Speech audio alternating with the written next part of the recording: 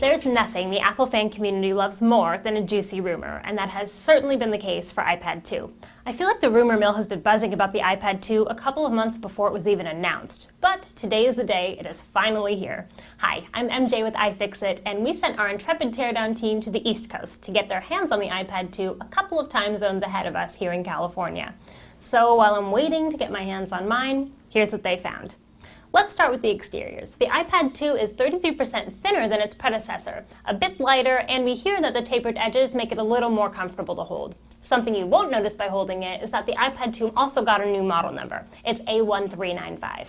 Because of how the edges are tapered, Apple had to switch from using clips to secure the display assembly on to using adhesive, meaning that if you ever need to replace your display assembly, you're going to need a heat gun and a lot of careful prying just to get it off. Once the display assembly was removed, we noticed that the iPad 2's battery was just a tiny bit better than its older brothers. The iPad 2's battery is a 25 watt-hour unit compared to the original iPad's 24.8 watt-hour battery. With such a small difference, it's safe to say that any improvement in battery performance can be attributed to software and other hardware changes. After disconnecting a few ribbon cables, our teardown surgeon was able to remove the logic board with ease. As expected, Apple used its A5 processor, but what we didn't know until recently is that this iteration is a 1 GHz dual-core processor with 512 megabytes of RAM. This is the first time Apple's used a dual-core processor in an iOS device. Another thing that's interesting is that the processor in our iPad 2 has manufacture dates of late January to mid-February 2011, making it appear that they were ramping up production right through the very last minute. As far as the front and rear-facing cameras are concerned, there aren't any big surprises. The FaceTime camera is VGA, and while the rear-facing camera can shoot 720p video, it captures stills at less than 1 megapixel. I'm a little disappointed that my digital camera from 1996 can shoot better stills than the iPad 2. But then again, I'm not sure that I'm really going to use the iPad 2 to capture candid images. One thing that is a little surprising is how teeny tiny the speakers are.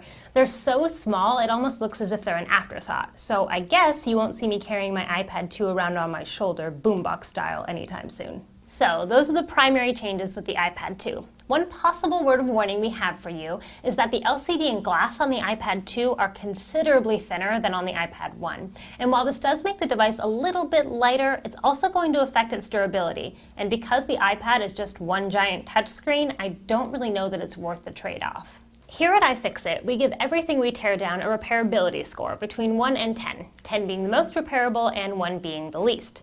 We've given the iPad 2 a repairability score of 4 out of 10. Heat gunning the display assembly is a total pain and makes it very likely that you'll break the glass during removal.